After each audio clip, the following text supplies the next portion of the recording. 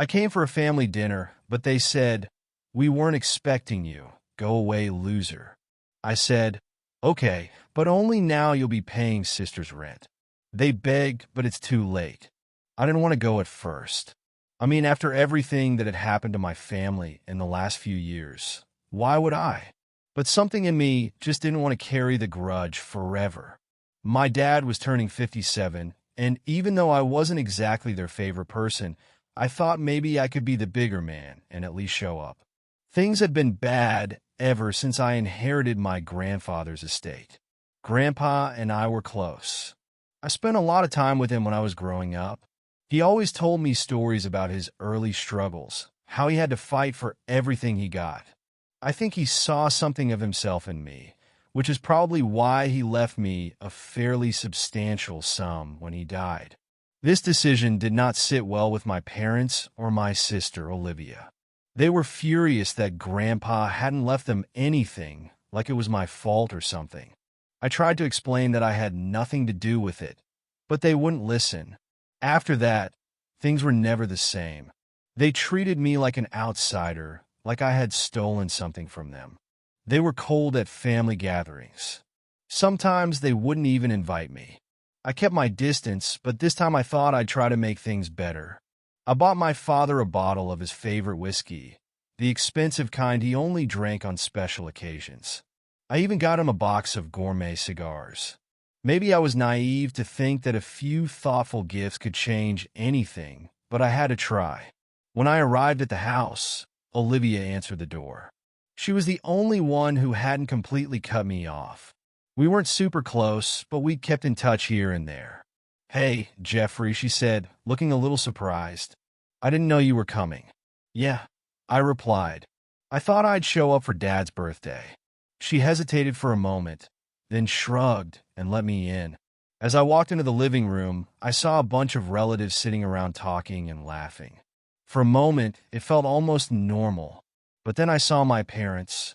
My mom's face turned pale, and my dad's expression hardened. The room grew quiet. My dad muttered. "What are you doing here?" I tried to stay calm. "I came to wish you a happy birthday. I brought some presents." He scoffed. "We didn't invite you." My mother chimed in, shaking her head. "Why are you even here? You always bring trouble. Just leave." I could feel my patience wearing thin. I had come here to make peace, and this was the reaction I got. I looked around at the other relatives. They looked uncomfortable, as if they were witnessing something they weren't supposed to see. "Look," I said, keeping my tone even, "I'm not here to fight. I just wanted to celebrate with you." My dad snorted. "Celebrate? You're nothing but a loser. You think a few gifts will make up for everything?" That hit a nerve. All those years of being treated like dirt, like I didn't belong, came rushing back. I clenched my jaw, trying to keep it together, but then my dad pushed it further. "Get out, Jeffrey," he said. "We don't want you here." And that was it. Something inside me snapped. "Fine," I said, my voice cold. "I'll go. But guess what? I've been paying Olivia's rent all this time because you couldn't be bothered to help her. Not anymore. That's on you now." Their faces froze. It was as if they hadn't expected me to stand up for myself. Suddenly, my mother rushed forward. "Wait, Jeffrey Dash." "No," I interrupted. "I'm done. You don't want me here? Fine. But you'll regret this." I turned and walked out, leaving the house in dead silence. As I reached my car, I could hear them screaming from the front door, begging me to stop. But I didn't look back. I got in and drove away, anger boiling in my chest. I wasn't sure what would happen next. But one thing was clear. I wasn't going to be their punching bag anymore. The next morning, my phone exploded. Olivia had called me 6 times, left 3 voicemails, and sent a barrage of texts. I ignored her at first. I needed some space to clear my head after what happened last night. But curiosity got the better of me, and I listened to one of the voicemails. "Jeffrey, it's Olivia. What the hell is going on? Mom and Dad are freaking out, saying you cut me off. They're blaming me for everything. Call me back." I sighed and threw my phone on the bed. Of course, they were blaming her. They were always quick to throw someone else under the bus when things went wrong. Still, I felt bad for Olivia. It wasn't really her fault. I'd been helping her with the rent for the last 2 years because our parents refused to lift a finger for her when she was struggling. But I wasn't going to let them guilt me into continuing not after the way they treated me. About an hour later, Olivia showed up at my apartment. She didn't even knock. She just barged in. "Jeffrey, what the hell have you been doing?" she demanded. "Good to see you too," I said, crossing my arms. "I'm serious." She snapped. "Dad called all the relatives and told them you threw a tantrum at the party. Now half the family is pissed at me because they think I'm the reason you stopped paying my rent." I raised an eyebrow. "Wait, what?" He told them that. "Yeah," she said, throwing up her hands. "They say I must have sided with you against them or something. Uncle Mark called me this morning and asked me if I was plotting with you. It's crazy. This was new. I hadn't expected the rest of the family to get involved so quickly." I leaned back against the kitchen counter and tried to take it all in. "Well, Olivia, I'm sorry you got caught in the middle," I said, "but I'm done being their scapegoat. They've treated me like crap ever since Grandpa's inheritance. They didn't even want me there last night. I'm not going to keep playing nice when all they do is insult me." She crossed her arms and glared at me. "They could have at least talked to me first. You know, I need that money." "I know," I said, softening my tone, "but maybe it's time for them to take some responsibility. They're your parents too. Why should I be the one to keep you afloat while they sit on their hands?" Olivia didn't answer right away. I could tell she was torn. On the one hand, she knew I was right. On the other hand, she was caught between her loyalty to me and the pressure from our parents. Finally, she shook her head. "This is going to get ugly." She muttered, "I'm ready for it." I replied, and it did get ugly faster than I expected. By the afternoon, word had spread throughout the extended family. I got a call from my cousin, Megan, who always liked to play the mediator. "Hey, Jeffrey," she said carefully. "I heard about the fight last night. What's going on?" I gave her the rundown, leaving out some of the harsher details. Megan listened quietly, then sighed. "You know they say you ruined the party, right? But honestly, a lot of people are on your side. Uncle Rob thinks Dad and Mom crossed the line, and Aunt Lisa told them off for the way they treated you. This was a surprise. Aunt Lisa usually stayed out of family drama, so for her to get involved meant she must have been really pissed." "Wow," I said. "Didn't see that coming." "Yeah," Megan said, "but Olivia called me earlier, and she's pissed. I think she feels like you threw her under the bus." I rubbed my temples. This was turning into a full-blown family war. Part of me felt bad, but another part of me felt relieved. For once, I wasn't the only one facing their wrath. Maybe now they'd finally see how toxic our parents could be. Later that night, Olivia sent me a long text message. She accused me of being selfish and of abandoning her when she needed me the most. It stung, but I knew she was just lashing out under pressure. I didn't respond. 2 days later, things escalated again. My dad showed up at work. I worked at a downtown marketing firm, and I was surprised to see him standing in the lobby. He wasn't even trying to hide his anger. "We need to talk," he said bluntly. "I'm working," I replied, keeping my voice calm. "You can call me later." "No," he said. "We're doing this now." I sighed and walked him outside. He wasted no time laying into me. "You embarrassed this family," he said. "Do you realize how many people are turning against us because of your stunt? You think you're better than us now, don't you?" "Better than you?" "No," I said, "but I'm not going to let you treat me like dirt anymore. I came to your birthday out of respect, and you threw it back in my face." His eyes narrowed. "You think you're entitled because of Grandpa's money. Without him, you'd have nothing. That's rich." I shot back. "You're the who's bitter about not getting a share. This isn't about respect or family. It's about control." He didn't respond right away, but I could see the anger in his eyes. Finally, he said, "You're going to regret this, Jeffrey." "No," I said firmly. "You are. He stormed out without another word. As I watched him go, I realized this was far from over. But for the first time in years, I felt like I was finally standing my ground. A few days later, I started hearing about the fallout from other relatives. Aunt Lisa called to vent about how my dad had gone around trying to turn the whole family against me. Apparently, he told everyone that I had betrayed the family and cut off Olivia to punish them. But to my surprise, some relatives didn't buy the story. Uncle Rob had told my dad bluntly, "You treated Jeffrey like garbage. Didn't you expect consequences?"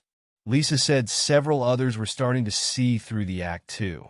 They remembered how distant my parents had become after the inheritance fiasco. Some of them were now quietly siding with me. But not everyone was supportive. Olivia had gone all in on our parents, and she didn't hold back. She posted this passive-aggressive rant on Facebook that everyone knew was aimed at me. Family is supposed to be about support, not conditions. Some people think they can just walk away when it's inconvenient for them. Must be nice to live with no responsibilities. Some of us aren't so lucky. It took every ounce of self-control not to shoot back. I could feel my phone buzzing with messages from cousins asking me what was going on. The drama was spreading like wildfire, and I was caught in the middle. Later that evening, Olivia showed up at my house again. This time, she looked more tired than angry. She didn't even bother with pleasantries. "Can we talk?" she asked. I nodded and let her in. She sank down on the couch and sighed. "This whole thing is a mess, Jeffrey. I have people calling me a traitor, others saying I'm too dependent on you. I can't win. What am I supposed to do?" "Olivia, I understand," I said, "but this isn't just about the rent. It's about the way they've treated me all these years. I came to Dad's party to make peace, and they humiliated me in front of everyone. You think I'm just going to roll over and take it?" She looked down at her hands. "I know they were wrong, but they're still our parents. I don't want to be in the middle of this fight." I could tell she was struggling, torn between her loyalty to them and the support I'd given her. I decided to be honest. "Look, Olivia, I never wanted to make you choose sides, but I'm not going to let them walk all over me anymore. I've supported you because I care, not because I owe them anything. If they want to be responsible for you, let them." Her eyes flashed with frustration. "You don't get it. They won't help me. They never have. Without your support, I'm screwed." For a moment, I felt a pang of guilt. But then I remembered the years of insults, the way they had treated me like an outsider. I wasn't going to sacrifice my mental health for people who didn't respect me. "I'm sorry, Olivia," I said quietly, "but I can't do this anymore." She stood and shook her head. "Fine, but don't come crying to me when this all backfires." She left without another word. The next day, things took an unexpected turn. Uncle Rob called and asked if I would meet him for coffee. I agreed, curious to see what he wanted. When I got there, he didn't waste any time getting to the point. "Look, Jeffrey, I know things have been tough with your parents, but I want you to know that you're not alone. A lot of us have seen the way they've treated you. It's not right." "Thank you, Rob," I said, sipping my coffee. "But I'm not sure what good it does. They're not going to change." "Maybe not," he admitted, "but I think it's time we stop letting them control the narrative. You don't have to fight this fight alone." He went on to tell me that several relatives were planning to confront my parents about their behavior. I hadn't expected this. Most of them usually stay out of family drama, but this time they were taking a stand. That night I got a call from Aunt Lisa. "We just had a meeting with your parents," she said. "It got heated. We told them they needed to apologize to you and start treating you with respect. Of course, your dad was stubborn as hell, but I think we got through to your mom a little." I was stunned. For years I had felt isolated, like I was the only one who saw how toxic my parents could be. Now the family was beginning to push back against their behavior. Still, I wasn't holding my breath for an apology. People like my father didn't change overnight. Then, just when I thought things couldn't get any weirder, I got a message from Olivia. It was short and cryptic. "We need to talk. Something's happened." Olivia's message made me feel uneasy. I considered ignoring it, but curiosity got the better of me. I texted her back. "What's going on?" Her reply came quickly. "Come to Mom and Dad. It's serious." Against my better judgment, I drove over. I knew I was entering enemy territory, but if something was really wrong, I figured I should at least hear her out. When I got there, Olivia met me at the door. She had this somber look on her face, like she was bracing herself for something heavy. "They're in the living room," she said softly. I followed her inside, and there they were, my parents sitting stiffly on the couch. They both looked tense, but there was also a hint of something off. My dad gestured for me to sit down, but I stayed standing. "All right," I said, crossing my arms. "What's this about?" My mom sighed dramatically. "We didn't want to tell you this way, but Olivia's in trouble. She's behind on her rent again. We just found out that she might be evicted." I looked at Olivia. She looked away and bit her lip. "We can't let that happen," my dad added. "She needs your help, Jeffrey, just until she gets back on her feet." I stared at her for a moment, letting the words sink in. Something didn't feel right. "How did you just find out about this?" I asked. "We got a call from her landlord," my mother said quickly. Too quickly. Olivia fidgeted uncomfortably and avoided eye contact. My instincts kicked in. I had been lied to by her before, and this whole thing reeked of manipulation. "So let me get this straight," I said slowly.